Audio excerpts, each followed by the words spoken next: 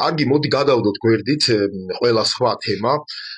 გადავდოთ გვერდით ასევე ჩემი გარკვეული პირადი უხასიათობები, პირადი მიზეზების გამო ვისაუბროთ ამ თემაზე, რაც თქვია, ცოტნე ივანიშვილის მიერ გაკეთებული განცხადება, ვინაიდან ამან ამხელა აჟიოტაჟი გამოიწვია, თანაც აჟიოტაჟი გამოიწვია როგორც ნაცებში, ასევე ასე ვთქვათ, კოცებში. თუმცა ამ განცხადების ეს ორი ნაწილი, ერთ ნაწილზე ნაცები ამახვილებენ ყურადღებას, მეორე ნაწილზე კოცები. თუმცა მე ორივეზე სავარაუდოდ გავამახვილებ ყურადღებას, ნაცების მიერ ყურადღება გამახვილებული ნაწილია ის ნაწილი, სადაც ცოტნე ივანიშვილი საუბრობს ძალადობაზე, რომ მოხდა ძალადობა და ის გმობს ამ ძალადობას, საუბარია აი მაშინ იმ საპროტესტო აქციებზე პარლამენტის არჩევნების შემდეგ 2024 წლის ამბებზე და კოცები აქცევენ უფრო იმას ყურადღებას, რომ ცოტნე ივანიშვილმა ისაუბრა დისკუსიის აუცილებლობაზე, თუმცა და დიალოგის აუცილებლობაზე.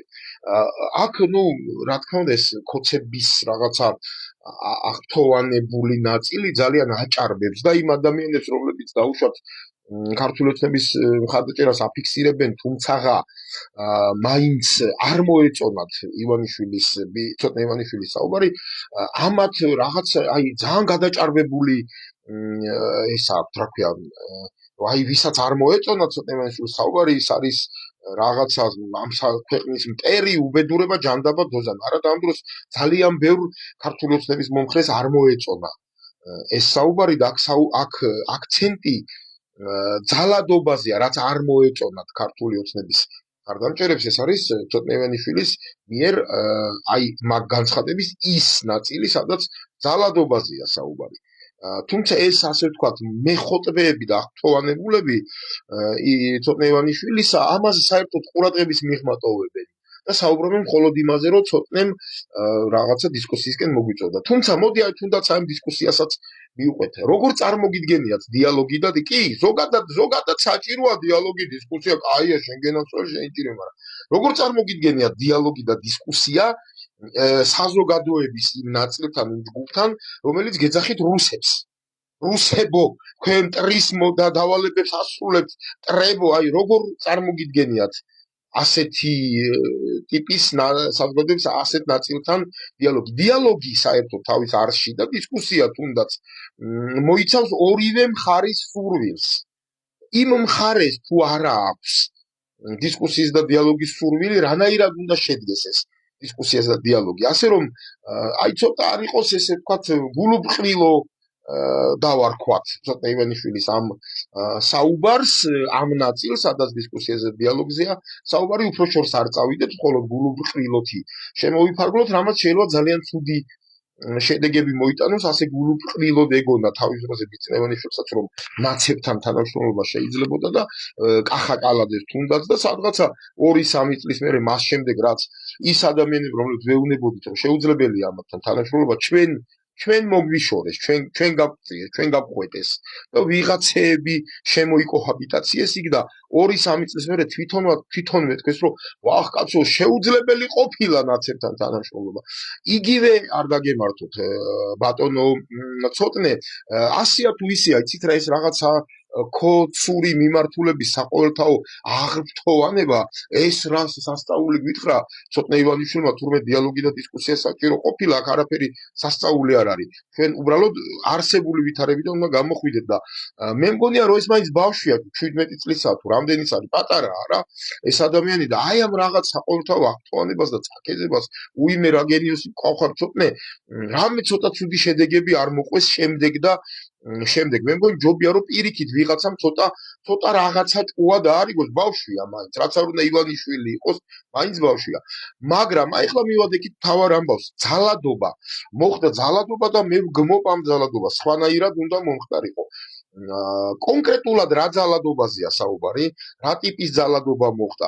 შესაძლოა ვისგან მოხდა ძალადობა, ჯერ აქედან დავიწყოთ. იქნებ პირიქით ამათ არ დაუკონკრეტებია. იქნებ პირიქით მომიტინგეების მხრიდან, დემონსტრანტების მხრიდან ძალადობას გულისხმობს, რაც ვიხილეთ ყველამ, ხო, ქვეებს, ბოთლებს, ცეცხლებს და დურბელებს და უბედურობებს ესროდნენ საათების განმავლობაში. პოლიციელებს. იქნება ამ ძალადობაზეა საუბარი? კარგი, გავატაროთ. თუმცა, რა თქმა უნდა, ნაცებმა აღიქვეს ისე, რომ საუბარია პოლიციის მხრიდან ძალადობაზე, აგი მაგალითად გია ჭანტურია და სხვები, ბობოლა ესეთი გამორჩეული ნაცები, მამამისმა ხალხი აწამა და ეხლა ეს რაღაცას მე ზოგ ესე რა ქვია, ზერელ ძალადობაზე საუბრობს, ვინ ხალხი აწამა? ვითხოვ 2 წელია, რომ დამისახელეთ ერთი ნაწამები ადამიანის სახელი და გვარი, წამებას ეს არის ჩვეულებრივი იურიდიული დეფინიცია, თავის განსაზღვრებები აქვს, რა მეთოდებით აწამა ივანიშვილმა ვინმე ერთი კაცი მაინც. ეხლა რა ვქნა ეგრე მოხდა რომ ცოტნე ივანიშვილის მამას მე ვიცავ ცოტნე ივანიშვილის განცხადებისგან და ხა ცოტა არ შეიძლება იცით ესეთი რაღაცა. როდესაც ამბობ რომ მოხდა ძალადობა და თუ გულისხმობ, თუ კი მაინც ფრთხილი ვარ, თუ კი გულისხმობ პოლიციის მხრიდან ძალადობას და ძალოვანი სტრუქტურების მხრიდან ძალადობას, ეს ძალადობა უნდა დაკონკრეტდეს.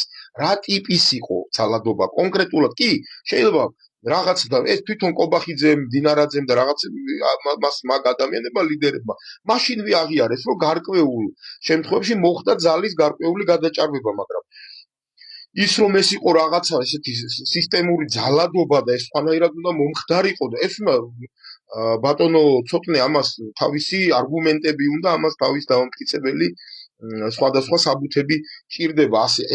ესე ჰაერზე ასეთი განცხადების გაკეთება მე მგონი არ შეიძლება და რითი ხარ გახთოვანებული ეს ოცნების ხომაგები, მე უფრო გამოდის რომ ვარ ოცნების ასე ვთქვათ კეთილისურველი ვიდრე თქვენ. ძალიან სახიფათო განცხადება იყო ეს, ზუსტადაც ძალადობა ქვია იმას, როდესაც ძალოვანი, ანუ უნდა გაირჩეს, რომ იქ მოხდა პოლიციის მხრიდან ძალის გამოყენება, რომელიც არავინ კამათობს და უნდა მომხდარიყო, სხვა გზა არ იყო, შტურმი მიდიოდა და რალქვების და ლოდების და ცეცხლების სროლა პოლიციელების წინააღმდეგ და ძალის გამოყენება, სხვა არის ძალის გამოყენება, სხვა არის ძალადობა.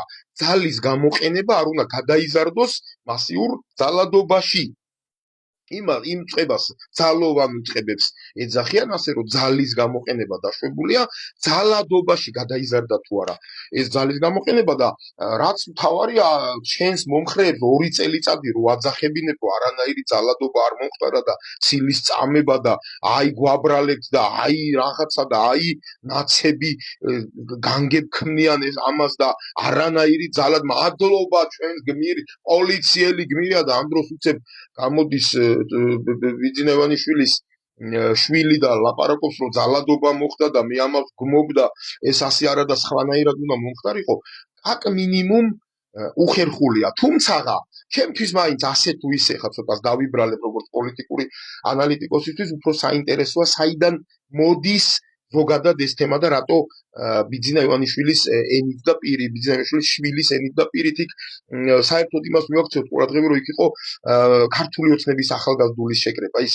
გოგონა ვინც ეს კითხვა დასვარა ის გამოწმე ცოტნე ივანიშვილმა ეს ისაუბრა არ იყო ვიღაც ნაცი ან აკაცუკი მაკაცუკი ის თვითონაც ქართული ოცნების ახალგაზრდული რაღაც ორგანიზაციის წარმომადგენელი იყო ესე იგი მოდი შევთანხმდეთ რომ ეს იყო წინასწარ ასე ვთქვათ მომზადებული კითხვა პასუხი ქართული ოცნების წარმომადგენელმა ახალგაზრდამ დაუსვა და ცოტნე უპასუხა. შესაბამისად ეს საჭირო იყო ამ მესიჯების გაჭერება საზოგადოებაში და რატომ?